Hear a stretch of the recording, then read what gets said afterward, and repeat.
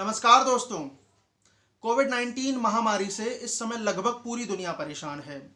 बड़ी से बड़ी अर्थव्यवस्थाएं इसके सामने बौनी नजर आ रही हैं। अगर हम इतिहास में नजर डालें तो महामारियां पहले भी आती रही हैं और कोविड-19 महामारी से भारतीय अर्थव्यवस्था खासी डैमेज भी हो रही है।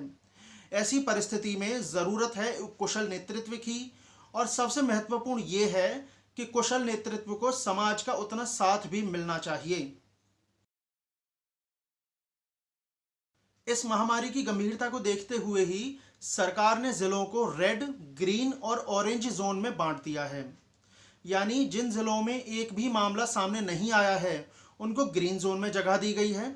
स्वास्थ्य मंत्रालय की माने तो हॉटस्पॉट और नॉन हॉटस्पॉट के तहत कुल 377 जिले आए हैं और ग्रीन जोन में 353 जिलों को रखा गया है। 377 जिलों में से 170 ऐसे जिले हैं जहां पर कोरोना के मामले ज़्यादा सामने आए हैं, इसलिए उनको हॉटस्पॉट या फिर रेड जोन कहा गया है। और बाकी के बचे हुए 207 जिले ऐसे हैं जहां पर संक्रमण की संख्या सीमित है, इसलिए उनको नॉन हॉटस्पॉट कहा गया है। रेड जोन के 170 जिलों में से 123 जिले ऐसे हैं जहां पर कोरोना का प्रकोप ज़्यादा है और बाकी के बचे हुए 47 जिले क्लस्टर वाले जिले हैं। यहाँ पर क्लस्टर उन जिलों को कहा गया है जहाँ पर कोरोना मरीजों की संख्या 15 से कम है। सरकार के मुताबिक हॉटस्पॉट वाले जिलों में अगर अगले 14 दिनों तक एक भी मामला सामने नहीं आता है तो इनको ऑरेंज जोन की कैटेगरी में रखा जाएगा, और इसी प्रकार अगर अगले 28 दिनों तक कोई भी मरीज कोरोना से संक्रमित नहीं होता है तो इनको ग्रीन जोन की कैटेगरी में रखा जाएगा। कोरोना संक्रमण के तेजी से फैलने के चलते ही भारत में पहले 21 दिनों का लॉकडाउन किया गया, जिसे अब बढ़ाकर 3 मई तक कर दिया गया है।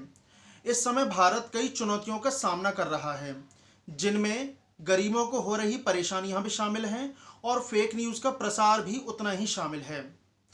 इन चुनौतियों ने ही सरकार और प्रशासनिक अफसरों के माथे पर चिंता की लकीरें खींचती हैं। इस समय समाज की जिम्मेदारी ये होनी चाहिए कि वो सरकार की ज़्यादा से ज़्यादा मदद करे ताकि कोरोना से लड़ी जा रही लड़ाई पर सफलता हासिल की जा सके। सरकार ने भी भारत की जनता से साथ मांगा है, यानी सरकार हर वो काम करना चाहती है जिससे कोरोना का संक्रमण देश में कम से कम फैले। इसमें कोई दो राय नहीं कि भारत के अभी तक के हालात पर नज़र डालें तो यहाँ स्थिति दूसरे देशों के मुकाबले काबू में कही जा सकती है।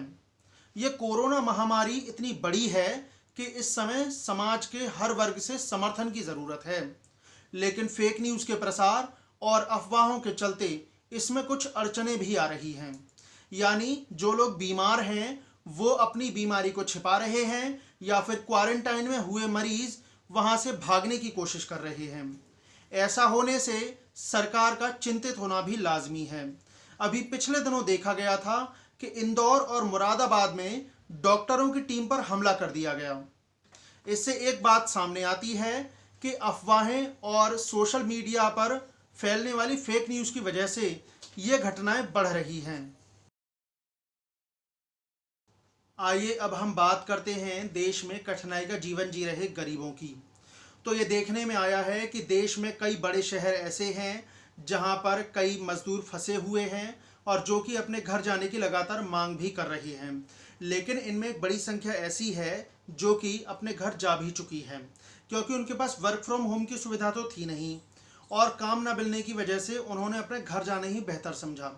सरकार के कई बार कहने के बावजूद भी मकान मालिकों ने अपने यहाँ से किराएदारों को निकाल दिया, क्योंकि मकान मालिकों को डर था कि चालू महीने का किराया ना मिलने की वजह से कहीं किराएदार उन पर बोझ ना बन जाए, इसलिए उन्होंने किराएदारों को चलता करने में ही अपनी भलाई समझी।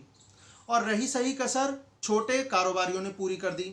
उन्होंने ये किया कि जो उनके यहाँ कामगार काम करते थे उनको निकाल दिया अपने यहाँ से, ताकि उनको बिठाकर वेतन देने की मजबूरी ना झेलनी पड़े।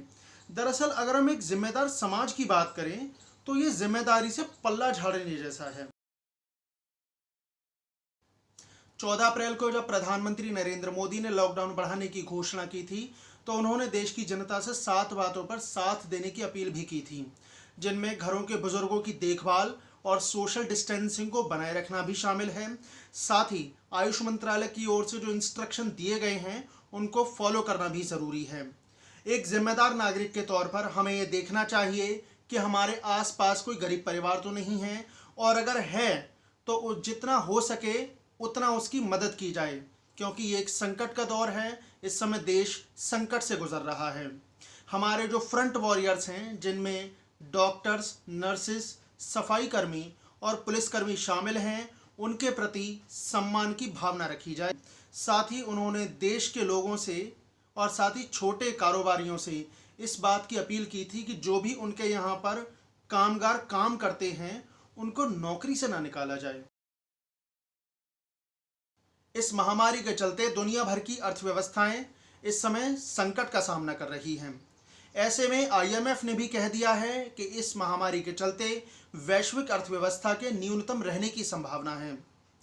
इस महामारी का असर कम से कम हो, इसलिए दुनिया भर की सरकारें नई नई रणनीतियों पर विचार कर रही हैं। इनमें से एक रणनीति है हेलीकॉप्टर मनी।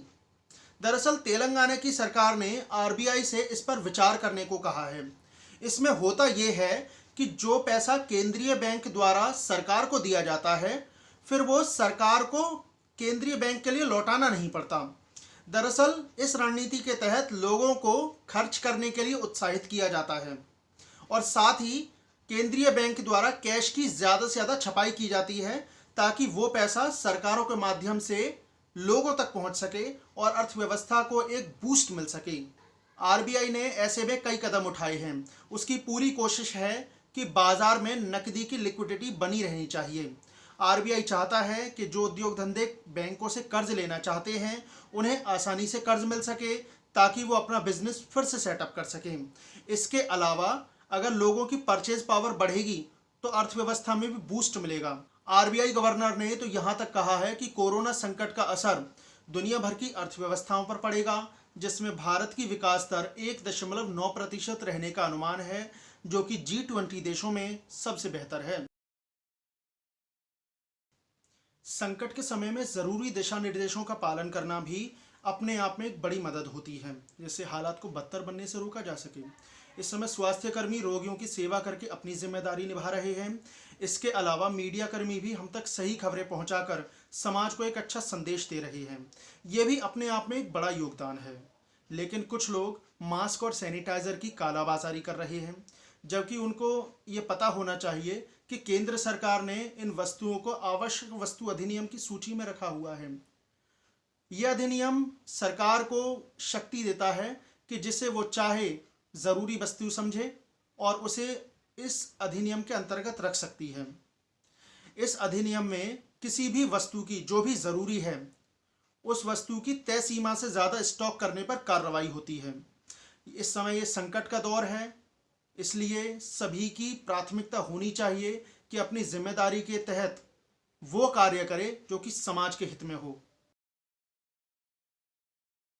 अमूमन जब कोई आपात स्थिति आती है तो उम्मीदें सरकार से ही की जाती हैं, लेकिन किसी भी मुहिम को तब तक अंजाम तक नहीं पहुंचाया जा सकता जब तक जनता का साथ न मिल जाए। यानी हम कह सकते हैं कि इस महामारी को मात देने के लिए सिविल सोसाइटी का साथ आना ज़रूरी है। किसी भी देश या समाज की तरक्की इस बात पर निर्भर करती है कि वहाँ का सिविल समाज कितना प्रगतिशील है।